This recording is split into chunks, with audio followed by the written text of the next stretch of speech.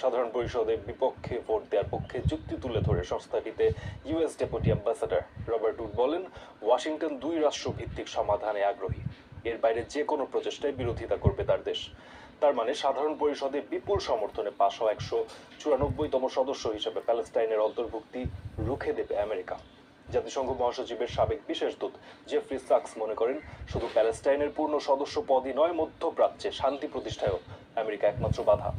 রাজনৈতিক বিশ্লেষকরা বলছেন, ইসরায়েলকে দ্বিরাষ্ট্র ভিত্তিক সমাধানে রাজি করাতে পারছে না ওয়াশিংটন, অথচ প্যালেস্টাইনের স্বাধীনতা ছাড়া ওই অঞ্চলে শান্তি প্রতিষ্ঠা সম্ভব নয়। 2012 সাল থেকেই জাতিসংঘের অসদস্য পর্যবেক্ষক রাষ্ট্র হিসাবে মর্যাদা পেয়ে আসছে প্যালেস্টাইন, কিন্তু এর ফলে তারা যেমন পূর্ণ সদস্যের সুযোগ সুবিধা পাচ্ছে না, তেমনি পারছে না ভোট দিতেও। সংস্থাটির 193 সদস্যের পাশে বসে থেকে অধিবেশন পর্যবেক্ষণেই প্যালেস্টাইনের প্রতিনিধিদের দিন পার করতে হচ্ছে। কিন্তু আবারও তাদের সামনে একটি সুযোগ এসেছে, কারণ শুক্রবার জাতিসংঘ সাধারণ পরিষদের অধিবেশনে প্যালেস্টাইনের পক্ষে দাঁড়িয়েছে অধিকাংশ দেশ। এবার নিরাপত্তা পরিষদের 2/3 দেশ, পাশাপাশি 5টি স্থায়ী সদস্যের কেউ ভিটো না দিলেই নিশ্চিত হয়ে যায় তাদের পূর্ণ সদস্য পদ। That's what you're doing, shredding the UN Charter.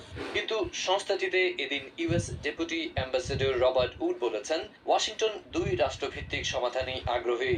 এর বাইরে যে কোনো প্রচেষ্টায় বিরোধিতা করবে তারা। তার মানে জেনারেল অ্যাসেম্বলিতে বিপুল সমর্থনে পাশ হওয়া 194তম সদস্য হিসাবে প্যালেস্টাইনের অন্তর্ভুক্তি রুখে দেবে America. The United States will continue to oppose measures that undermine the prospect of a two-state solution.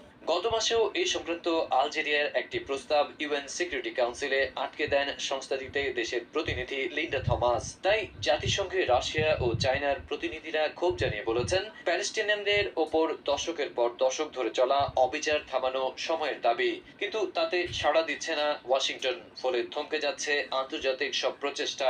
US veto, who blocked the Palestinian application for UN membership.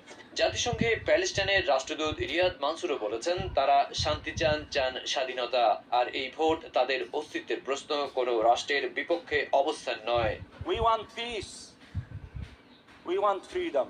এই অবস্থায় আল জাজিরার ইনসাইড স্টোরিতে জাতিসংঘ মহাসচিবের সাবেক বিশেষ দূত জেফ্রি সাক্স মনে করেন, শুধু প্যালেস্টাইনের পূর্ণ সদস্য পদ নয়, মধ্যপ্রাচ্যে শান্তি প্রতিষ্ঠাতেও একমাত্র বাধা আমেরিকা।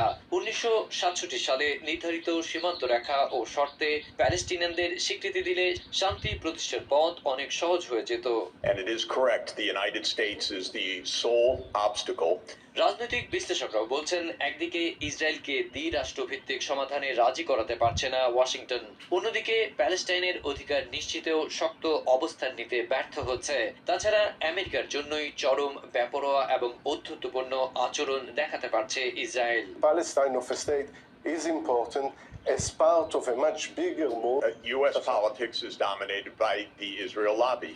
বিশ্লেষকরাও বলছেন, ওয়াশিংটনের রাজনীতি ইসরায়েলি লবির আশীর্বাদ পুষ্ট, তাই গণহত্যা চালালেও তেল আবিবের পক্ষেই দাঁড়াবে তারা, যা পুরো শান্তি প্রক্রিয়াকে অচল করে রেখেছে বেশ কয়েক দশক ধরেই। Peace has to come, and it cannot come without the freedom of the Palestinian people.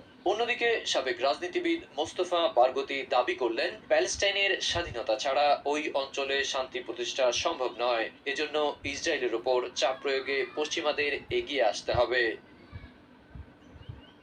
Adib Mohammad, TVN24 news desk.